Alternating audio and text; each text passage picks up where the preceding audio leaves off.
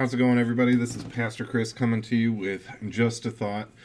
Just a Thought today is a simple question that is something that some of us might be asking as we enter the Lenten season, which is, why do these practices?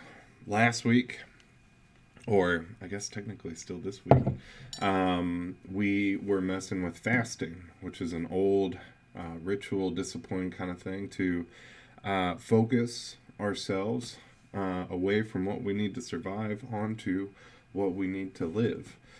And this coming week, we're messing with the practice of being still and in the quiet, being able to create a quiet moment around us, which is actually pretty challenging this day and age.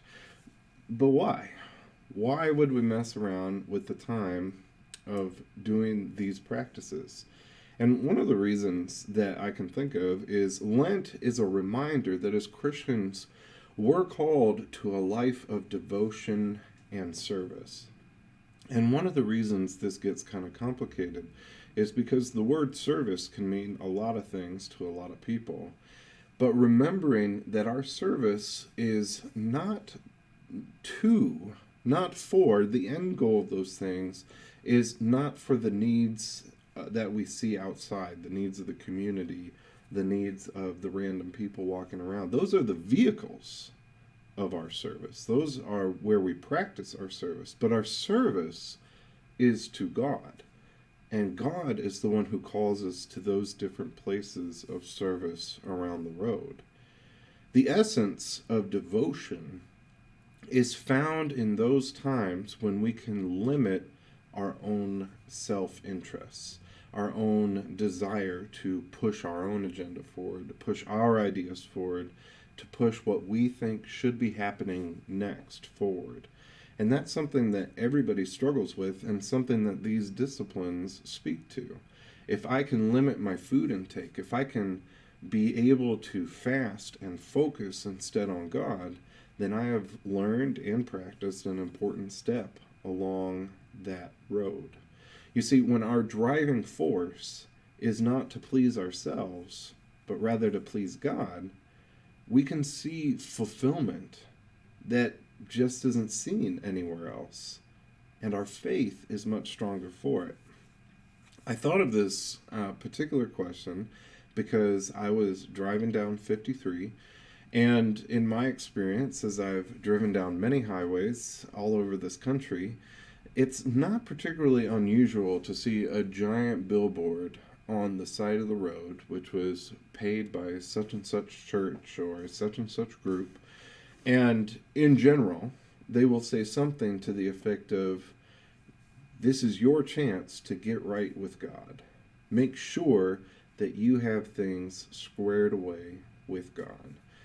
And when you see something like that, you think to yourself, well, that's a little obnoxious, but, these are people who have their hearts in the right places. They're trying to call people to church. They're trying to call people into good practices and things that are going on.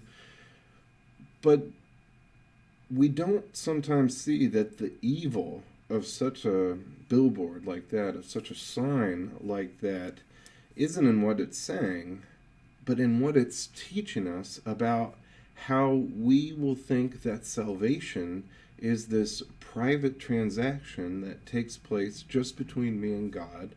And once it's paid for, once it's done, well, then that's done. That's handled. I can cross it off my list. It is finished.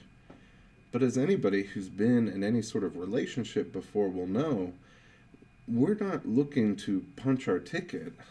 We're on a constant journey towards God, seeking after the joy and peace that is offered to us freely in grace through Jesus Christ. You see, one of my biggest problems in this day and age, one of the things that I think the church has always struggled with, is we are known as a very loud group. It doesn't take a regular church member to know what the church is against. We are against many things. We will get up and we will fight. You will see people posting on Facebook all the time about this needs to be done and this needs to be done, and I can't believe that these people were doing it. You'll see churches picketing outside of X-rated video stores, and you will see some church politician person talking about something and how it's something that has to be done.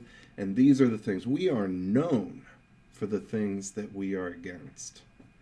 How different would it be if we were known for the things that we were for? If we were known for the things that we wanted to lift up and rally behind. There's an old devotional book called The Imitation of Christ, written by Thomas à Kempis. And there's a line in it that says, "Be not angry that you cannot make others as you wish them to be, since you cannot make yourself as you wish you to be." It kind of hits the nail on the head. Why do we do these practices?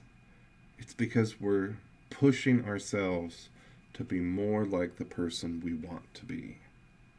Let's go after it. Let's devote ourselves to God, and maybe spend a little bit less time devoting ourselves to those very nice, very reasonable, but not devoted practices that God calls us to. Peace be with you, and I hope that you find God a little clearer this week.